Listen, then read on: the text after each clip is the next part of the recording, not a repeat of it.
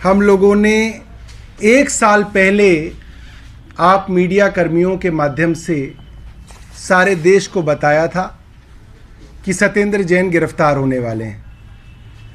Bharatiya Janata party ने कहा आम आदमी पार्टी झूठ बोल रही है, सहानुभूति बटोरने की कोशिश कर रही है। ऐसा कुछ नहीं चल रहा।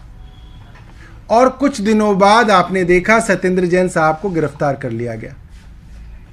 हमने कहा कि अब टारगेट पे मनीष सिसोदिया हैं, आम आदमी पार्टी के दूसरे नंबर के नेता हैं, सरकार में दूसरे नंबर के नेता हैं।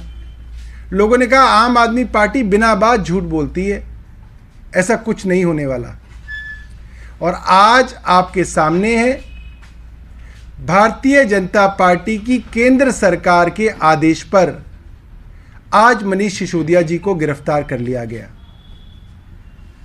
कहा जा रहा है मनीष सिसोदिया जी ने 10,000 करोड़ रुपए का घोटाला किया है। ये पूरा का पूरा जो नैरेटिव है झूठा है और हास्यास्पद है। और मैं आपको बताऊं कि जिस तरीके से केंद्र सरकार काम कर रही है, सारी की सारी एजेंसियां भारतीय जनता पार्टी के मुख्यालय में लिखी हुई स्क्रिप्ट के अनुसार काम कर रही हैं। कोई एजेंसी आज संविधान और कानून के हिसाब से काम नहीं कर रही। जो स्क्रिप्ट में लिखा है वैसा हो रहा है। एक समय था जब एजेंसी कानून के हिसाब से चला करती थी। पार्टियों में प्रकोष्ठ होते हैं, महिला प्रकोष्ठ, यूथ विंग। आज ये सारी की सारी agency CBI, ED, income tax, SEBI, सब की सब भारतीय जनता पार्टी के प्रकोष्ठ बन के रह गए हैं। इनको कानून से कोई लेना देना नहीं है। और मैं आपको पूरा का पूरा बिना अदालत जाए मैं आपको पूरा का पूरा पटकथा यहीं पे सुना सकता हूं। देखिए, जब गिरफ्तारी होनी थी मैंने कई मीडिया चैनल्स को बताया कि देखिए गिरफ्तारी कैसे होगी, मैं बता देता हूं कैसे होगी। कोई सबूत नहीं, उनके घर पे 1 रुपया नहीं मिला, उनके गांव में कोई जायदाद नहीं मिली, 500 छापे मारे, मनीष सिसोदिया के खिलाफ एक डॉक्यूमेंट्री एविडेंस नहीं मिला। मगर गिरफ्तारी कैसे होगी मैं आपको बता देता हूं। आप किसी बड़े नेता को बुलाइए, कहिए पूछताछ हो रही है, 8 घंटे बिठाइए, छोड़ दीजिए, फिर दोबारा बुला लीजिए, तिवारा बुला लीजिए और फिर कहिए मनीष सिसोदिया कॉपरेट नहीं कर रहे। ये बहुत साधारण सी बात है। कॉपरेशन का क्या मतलब है? आप जो कह रहे हैं वो कहना शुरू कर दें तो कॉपरेट हो गया।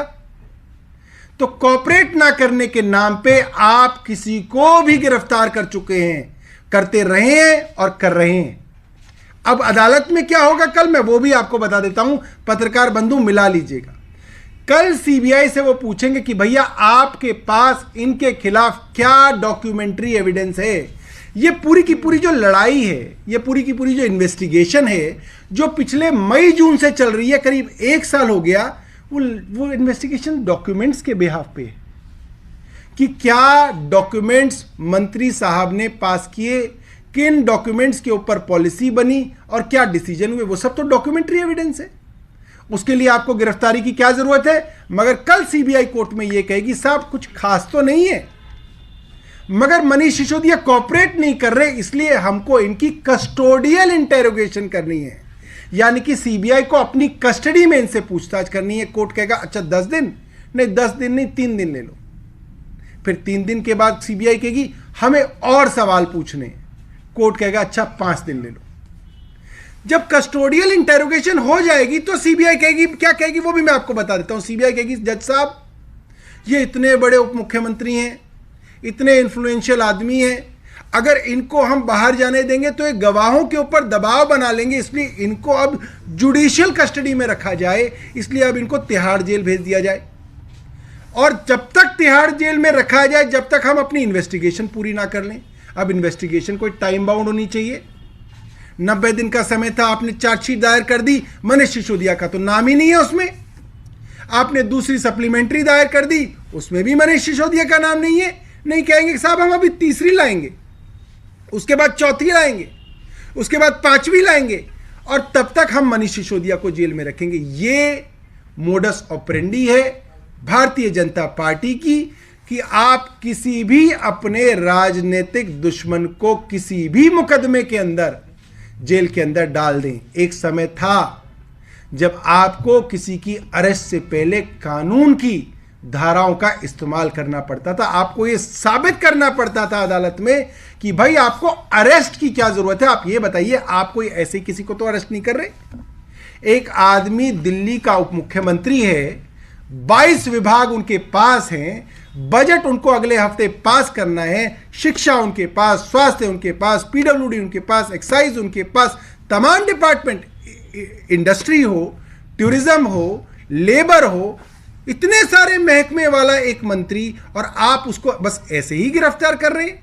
यह सरासर जुल्म है, मूर्खता है। और मुझे एक प्रसंग याद आता है, रामधारी सिंह दिनकर जी की एक कविता 1952 में प्रकाशित हुई थी। संदर्भ यह था कि जब भगवान कृष्ण दुर्योधन को समझाने गए तो दुर्योधन को कुछ समझ में नहीं आया, क्योंकि वो अपनी एरोगेंस में उसको आदमी आदमी नहीं दिखता था। तो भगवान श्री कृष्ण की तरफ से कहा गया, जब नाश मनुज पर छाता है, पहले विवेक मर जाता है। जंजीर बढ़ाकर साध मुझे, हां हां दुर्योधन बांध मुझे। तो जब मनुष्य का विनाश निकट होता है तो इस तरीके के जो बुद्धि होती है, जो विवेक होता है, वो आदमी का खत्म हो जाता है। और भारतीय जनता पार्टी का जो नाश है वो आम आदमी पार्टी के हाथों लिखना तय है। आज की तारीख, आज का समय आप याद रखिएगा, हिंदुस्तान के अंदर भारतीय जनता पार्टी की सरकार को समाप्त करने वाली पार्टी आम आदमी पार्टी बनेगी। नरेंद्र मोदी जी का शासन समाप्त करने वाला आदमी अरविंद केजरीवाल बनेगा। और ये बात सबसे ज्यादा भारतीय जनता पार्टी जानती है और समझती है, इसलिए आज अरविंद केजरीवाल के पीछे पड़े हुए हैं। आज अरविंद केजरीवाल इनकी आंखों के अंदर खटक रहे हैं। इनको राहुल गांधी से कोई फर्क नहीं पड़ता, इनको किसी और राजनीतिक दल के नेता से कोई फर्क नहीं पड़ता। इनको पता है इनको तो संभाल ही लेंगे, इनको तो 30 साल से संभाल रहे हैं, आगे भी संभाल लेंगे, मगर अरविंद केजरीवाल को कैसे संभालेंगे। अरविंद केजरीवाल, जिसके लिए देश के कोने कोने में लोगों के दिल में अरविंद केजरीवाल का नाम धड़कता है। जहां सर्वे होते हैं कि प्रधानमंत्री उम्मीदवार के लिए कौन सा चेहरा है जो विपक्ष में सबसे मजबूत दिखता है, तो उसमें अरविंद केजरीवाल नंबर 1 पे आते हैं। और एक बार नहीं, बार बार पोल्स पे आते हैं। तो इससे भारतीय जनता पार्टी डरती है, घबराती है, और उनको लगता है कि कल को आम आदमी पार्टी बड़ी ना हो जाए। हम दिल्ली में आए, दूसरी बार आए, तीसरी बार आए, हम पंजाब में आ गए।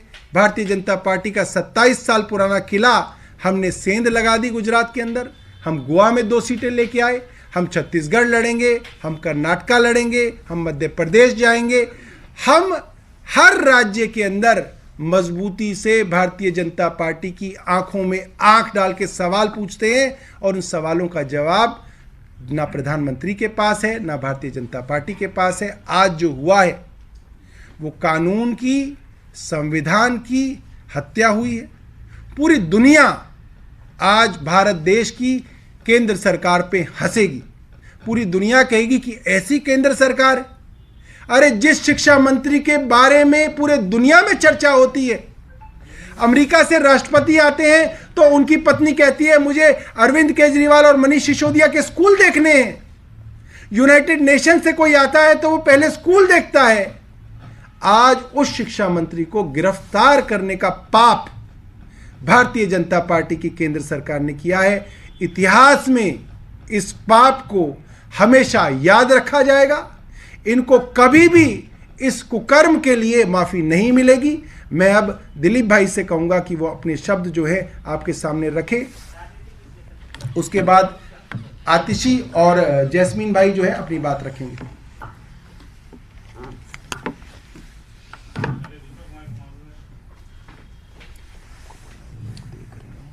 किसी को मेरे बारे में पता कुछ भी नहीं है, किसी को मेरे बारे में पता कुछ भी नहीं है, और इल्ज़ाम हजारों हैं, खता कुछ भी नहीं है। बिल्कुल सटीक टिप्पणी है। आज जो ये देश देख रहा है, भारतीय जनता पार्टी के अहंकार का प्रचंड प्रदर्शन है। साथ ही साथ देश के सबसे लोकप्रिय शिक्षा मंत्री मनीष सिसोदिया जी की गिरफ्तारी, मैं बड़ी जिम्मेदारी के साथ इस बात को कह रहा हूं कि भारतीय जनता पार्टी के शासन के खात्मे की शुरुआत है। जैसे अंग्रेजों ने लाला लाजपत राय के ऊपर लाठी से प्रहार करके उनकी हत्या की थी, तो लाला लाजपत राय ने कहा था कि मेरे खून का एक एक कतरा अंग्रेजी शासन के ताबूत में कील बनकर गड़ेगा। बिल्कुल वही हो रहा है दिल्ली के अंदर। वही इतिहास दोहराया जा रहा है। उस वक्त अंग्रेज अहंकार में थे, सत्ता का, ताकत का अहंकार उस समय अंग्रेजों को था। आज वही अहंकार भारतीय जनता पार्टी के नेताओं को है, भाजपा की केंद्र सरकार को है, नरेंद्र मोदी को है। गिरफ्तारी की घटना के तुरंत बाद दर्जनों फोन आए हमारे पास, देश के अलग अलग हिस्सों से, ऐसे राज्यों और इलाकों से भी फोन आए जहां अभी तक आम आदमी पार्टी ने एक भी चुनाव नहीं लड़ा। पूरे देश की जनता में भारी रोष है, बेचैनी है, गुस्सा है। मैंने कहा, लोगों से पूछा, आप क्यों परेशान हो रहे, ठीक हो जाएगा? बोले नहीं, बात सिर्फ इतनी सी नहीं है कि आम आदमी पार्टी हमारे जिले में, हमारे राज्य में नहीं है। आपने जो दिल्ली में किया, आप जो पंजाब में कर रहे हैं, हम नाउम्मीद हो चुके लोगों के दिल में आपने दिया रोशन किया है उम्मीद का। हमारे बच्चे उम्मीद भरी आंखों से, विश्वास भरी आंखों से हमारी ओर देखते हुए कहते हैं कि मम्मी ये लोग आएंगे, पापा ये लोग आएंगे, तो हमारा ये जो गंदा स्कूल ये साफ हो जाएगा ना, हम भी अच्छी पढ़ाई कर पाएंगे ना। मम्मी हमें आपकी तरह मजदूरी तो नहीं करनी पड़ेगी। पापा हम भी आईआईटी में एडमिशन लेंगे, दाखिला लेंगे, डॉक्टर बनेंगे, इंजीनियर बन पाएंगे ना। आज भारतीय जनता पार्टी ने सिर्फ दिल्ली नहीं, देश के उन लाखों करोड़ों लोगों के दिल में जल रहे उम्मीद के दिए को बुझा दिया। भारतीय जनता पार्टी ने शर्म तो कब की छोड़ दी थी, और लोकतंत्र की हत्या करने का सिलसिला भी पुराना है भाजपा का। लेकिन आज जो कायराना और घिनौनी हरकत भाजपा ने की है, दिल्ली के 20 लाख परिवारों की आहट तो लगेगी ही। पूरा देश भाजपा को दिल से धिक्कार रहा है और तैयार बैठा हुआ है आने वाले वक्त में भारतीय जनता पार्टी के इस अहंकार का जवाब देने के लिए। क्योंकि राजनीति में तमाम खूबियां खामियां हों, पर यह एक खूबसूरती है, यह एक सौंदर्य है राजनीति का। कांग्रेस अहंकार में आई, आसमान से उठा के देश की जनता ने जमीन पर बिठा दिया कांग्रेस को। आज नाम लेने वाला नहीं है कांग्रेस का। तो नरेंद्र मोदी जी किस अहंकार में डूब के ये सोच रहे हैं कि वो हमेशा के लिए यहां पे हैं। आज जो भाजपा ने किया है, भारतीय जनता पार्टी के लोग लिख लें, और उनसे सहमति रखने वाले जो भी 2-4 लोग हैं वो भी लिख लें। कल को यह मामला कोर्ट में आएगा, कोर्ट की बहस में एक क्षण भी यह मामला ठहरेगा नहीं, क्योंकि बेबुनियाद आरोप है, फर्जी आरोप है, तथ्यविहीन आरोप है। इन आरोपों का कोई आधार नहीं है, कोई सिर नहीं है, कोई पैर नहीं। 70,000 करोड़ रुपए का बजट दिल्ली का, 10,000 करोड़ रुपया एक आदमी रिश्वत ले, क्या मजाक चल रहा है? 10,000 करोड़ रुपए हैं, 11 जीरो हैं। 10 रुपए का कुरकुरे नहीं कि खा के पॉलिथीन फेंक दी और पता भी नहीं चला कहां गया। तो भाजपा ने जिस अहंकार का परिचय दिया है, पूरा देश गुस्से में है, रोष में है, और लोग इसका जवाब जरूर देंगे। धन्यवाद।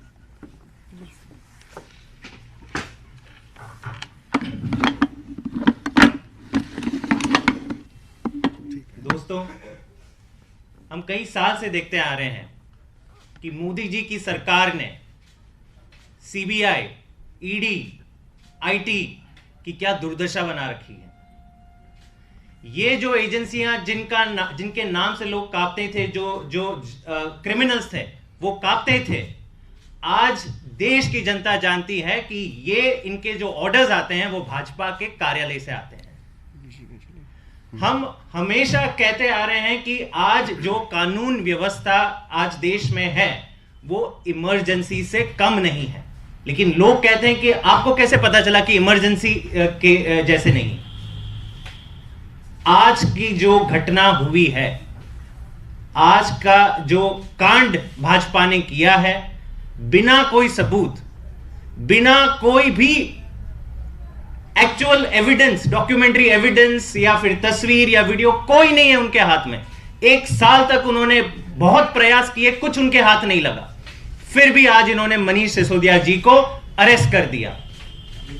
तो ये जो बात है कि देश में एक अनअनाउंस्ड इमरजेंसी चल रही थी, इतिहास गवाह रहेगा कि 26 फरवरी 2023 जब पूछा जाएगा कि ये अनअनाउंस्ड इमरजेंसी को आपने कब अनाउंस किया, तो 26 फरवरी को मनीष सिसोदिया जी को अरेस्ट करके आपने ये देश को अनाउंस किया कि आज देश संविधान से नहीं चलेगा, देश कानून से नहीं चलेगा, देश केवल भाजपा के कार्यालय से चलेगा।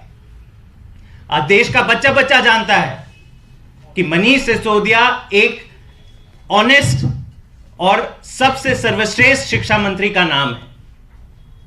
इनका कसूर भी क्या है? आप कह रहे हो कि कोई बड़ा घोटाला कर दिया, क्या आपने कभी पूछा भी कि क्या हुआ, क्या है, ये क्या स्कैम है, उन्होंने क्या किया है? कोई चीज नहीं है, कोई प्रमाण नहीं है। हां, स्कूल बना दिए ये सबको पता है, शिक्षा दुरुस्त कर दी ये सबको पता है।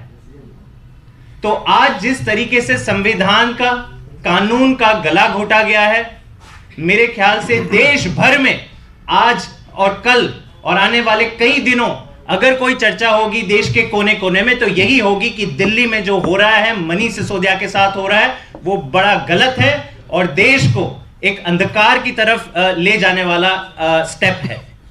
और लोग इसका जवाब देंगे। इसका जवाब आम आदमी भी नहीं, आम आदमी के कार्यकर्ता भी नहीं, देश का जन जन देगा, हर चुनाव में देगा और रास्ते में देगा और संसद में भी देगा। Thank you.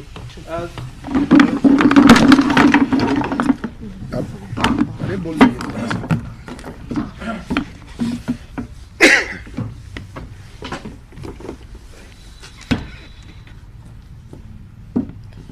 26 फरवरी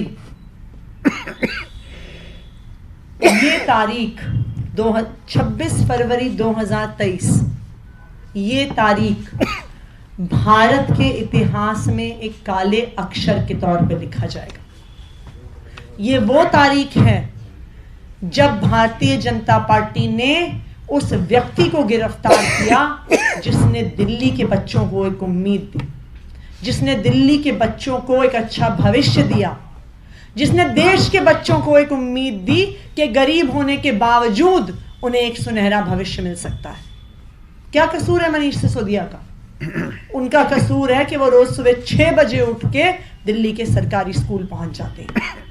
उनका यह कसूर है कि वो अपना 25% बजट शिक्षा को देते हैं। उनका यह कसूर है कि वो हर साल सैकड़ों बच्चों को IIT JEE पहुंचाते हैं। आज तक इस तथाकथित एक्साइज पॉलिसी स्कैम में भारतीय जनता पार्टी की CBI, भारतीय जनता पार्टी की ED 1 रुपए के भ्रष्टाचार का सबूत सामने नहीं रख पाई। और आज मैं पूरी देश की मीडिया के सामने कह रही हूं कि ना ही इस केस में कोई भी एजेंसी 1 रुपए के भ्रष्टाचार का प्रमाण सामने रख पाएगी। लेकिन आज 26 फरवरी 2023 की ये गिरफ्तारी भारतीय जनता पार्टी की शासन का अंत का आज पहला दिन है। पूरे देश में रोष है, पूरा देश नाराज है, पूरे देश में लोग पूछ रहे हैं कि आखिरकार मनीष सिसोदिया को गिरफ्तार कर लिया। और आज मनीष सिसोदिया की इस गिरफ्तारी का जवाब देश के लोग देंगे, भारतीय जनता पार्टी के शासन को समाप्त करके देंगे। Thank you. जी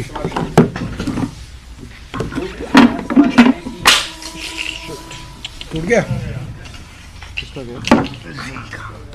सॉरी हाँ सवाल ये है कि डिप्टी सीएम के पास काफी अहम विभाग थे, बजट भी उन्होंने फाइनल करने की बात कही थी, तो अब उस जिम्मेदारी के बारे में आपने सोचा कि सरकार कैसे चलेगी, क्योंकि आपके अब 2 मंत्री कहीं ना कहीं गिरफ्तार हैं, एक जेल में है, गिरफ्तार हो चुके हैं। देखिए ये बात भारतीय जनता पार्टी जानते हुए कर रही है। वे सरकार को किसी तरीके से अपने कामों में रोकने की कोशिश कर रहे हैं और हम ये बात कह चुके हैं, हम लोग गिरफ्तारियां देने के लिए तैयार हैं। हम लोग इस बात को समझते हैं कि अभी कई लोगों के ऊपर कई मुकदमे किए जाएंगे, कई लोगों को गिरफ्तार किया जाएगा, झूठे मामले बनाए जाएंगे, मगर हम लोग गिरफ्तारियों से और जेल से डरने वाले नहीं हैं। सरकार के काम आगे चलते रहेंगे, पार्टी आगे बढ़ती रहेगी। जब जब पार्टी को दबाने की कोशिश होगी, पार्टी और मजबूत होके और ऊपर आगे की तरफ बढ़ेगी, मगर हम लोग डरेंगे नहीं, रुकेंगे नहीं और झुकेंगे नहीं। दूसरा, क्या आप कोर्ट में अपने आप को मजबूत करेंगे, सड़कों पर भी आपका कोई संग्राम देखने मिलेगा, या सड़कों पर उतरेंगे? अगर आप कह रहे हैं कि गिरफ्तारी गलत है तो क्या विरोध में उतरेंगे अब आप? देखिए ये तो जनता के ऊपर है, जनता क्या सोचेगी। जनता सड़क पे उतरना चाहेगी या बैलेट पेपर पे भारतीय जनता पार्टी को जवाब देना चाहेगी, मगर जनता देख सब कुछ रही है। ऐसा नहीं है कि जनता बेवकूफ़ है, जनता देख भी रही है, समझ भी रही है और भारतीय जनता पार्टी को जवाब जनता देगी। What is the Aam Aadmi Party's next plan? I mean, are you going to move court today, or are you planning any protest tonight or tomorrow morning? What is the next move from the party now? No, I think the next move for the party is to stand and support the family of Manish Sisodia. We stand united with him. We believe he was our torch bearer, and we will go and meet his family, and we are there for her and his family always.